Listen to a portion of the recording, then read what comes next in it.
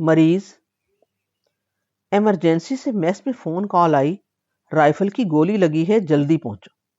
میں بھاگا گیا۔ وہاں دو لمبے تڑنگے فوجی جوان گرم چادروں کی بکلیں مارے خوش گپیوں میں لگے تھے، دونوں کے چہرے حشاش بشاش۔ میں نے پوچھا تم میں سے گولی کسے لگی؟ ایک نے اوپر لپیٹی گرم چادر اتاری، اس کے بائیں کندھے پہ روئی کا گولا بندھا ہوا تھا، سارا گولا خون سے لال ہوا تھا۔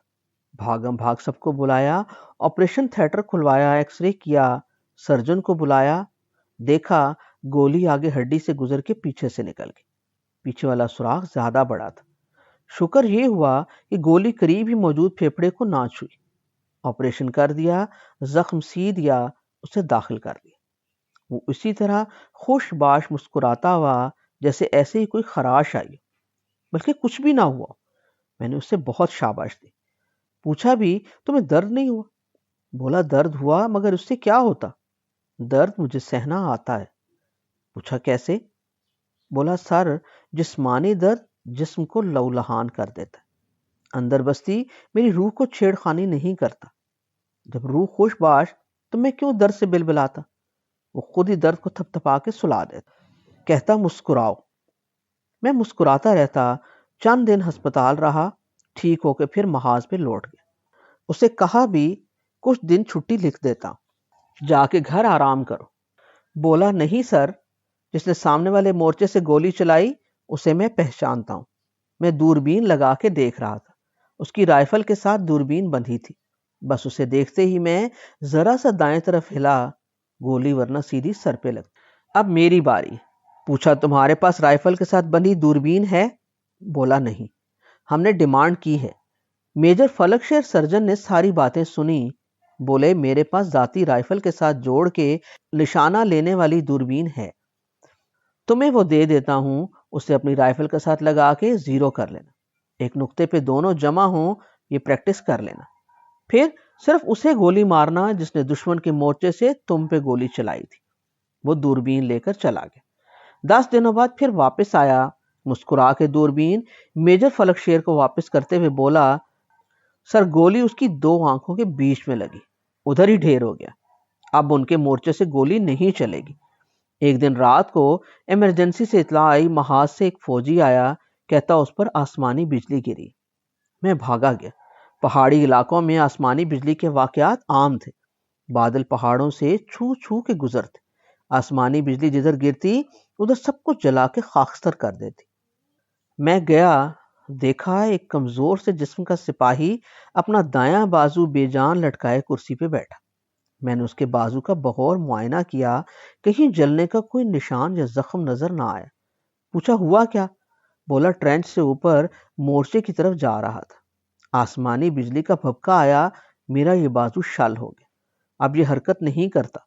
میں نے دونوں بازو ننگے کر کے ایک دوسرے کے مقابلے میں رکھے، دونوں دیکھنے میں ایک سے، دایاں بازو چھوا، گرم اسی طرح جیسے باقی جسم، نبض بھی ٹھیک۔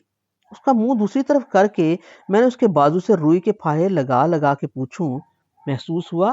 وہ کہے نہیں۔ پھر سوئی لے کر انگلیوں سے کندھے تک ہولے ہولے چبھونے لگا۔ وہ دوسری طرف گردن موڑے موڑے میرے پوچھنے پہ کہتا نہیں محسوس ہوا۔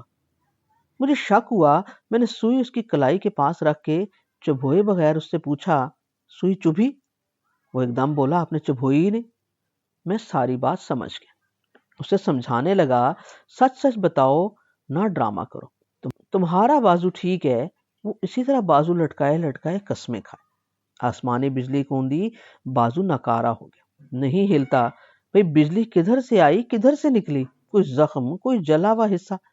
وہ دوسرے ہاتھ سے دائیں بازو کی کوہنی پہ ایک چھوٹے سے پھنسی نما دانے پہ انگلی رکھ کے بولا اس سے بجلی اندر گئی۔ بہتیرا اسے سمجھایا نہ ناٹک کرو، محاذ سے تھک کے آئے ہو، کچھ دن تمہیں ہسپتال میں لٹا کے آرام کا موقع دے دیتا، یہ بہانہ چھوڑ دو، تمہارا بازو بالکل ٹھیک ہے۔ وہ نہ مانا، اسی طرح بازو اپنے جسم کے برابر بے جان انداز میں لٹکائے لٹکائے چلتا پھرتا۔ کھانا پینا بھی بائیں ہاتھ سے کرے۔ میں نے اس کے سارے کلینیکل نوٹس لکھے اور پھر سرجن میجر فلک شیر کے پاس گیا، انہیں ساری بات سمجھائی۔ وہ مسکرائے جائیں، بولے آج رات اسے آرام کرنے دو، کل صبح میں راؤنڈ پہ آؤں گا تو اسے دیکھوں گا۔ اگلی صبح میجر فلک شیر نے بھی آ کے اس کا بازو پکڑا، اچھی طرح اینک لگا کے اس کا معائنہ کیا، ساری نروز چیک کی، پھر مجھے ایک خفیف سی آنکھ مار کے اپنی مسکراہٹ پہ قابو پاتے ہوئے بولے، کیپٹن بیلا، یہ ٹھیک کہتا ہے، اس کا بازو ناکارہ ہو گیا۔ اس شخص نے فاتحانہ نظروں سے مجھے دیکھا، جیسے کہہ رہا ہو، دیکھا میں سچا نکلا۔ میجر فلک شیر نے وہیں کھڑے کھڑے کہا، آپریشن تھیٹر کے او ٹی کو بلاؤ۔ وہ بھی آ گیا۔ اب میجر فلک ہاتھ میں بال پوائنٹ لے کر اس کے دائیں کندھے کے پاس لکیر لگا کے مجھ سے مشورہ کرنے لگا، کیپٹن بیلا، ناکارہ بازو نے سارے جسم کو ناکارہ بنا دے، تھیٹر میں ایمپوٹیشن کا سارا سامان رکھواؤ۔ یہ بازو کدھر سے کاٹے؟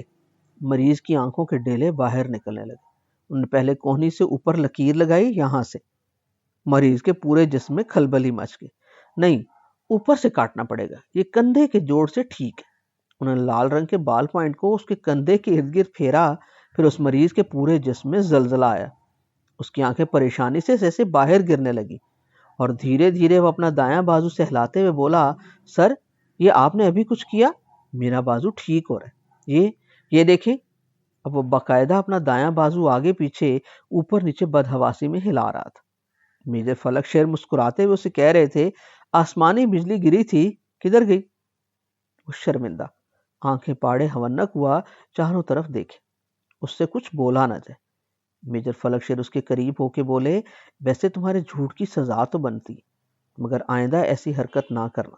مجھ سے بولے، 2-4 دن سے داخل رہنے دو، ذرا آرام کر لے۔ پھر اسے متوجہ کر کے بولے، وعدہ کرو آئندہ یوں دھوکہ نہیں دو گے کسی ڈاکٹر کو۔ اس نے شرمندگی سے سر جھکا لیا، اور اس کی سہمی ہوئی آنکھوں سے کچھ آنسو نکل کے اس کی اپنی گود میں گر گئے۔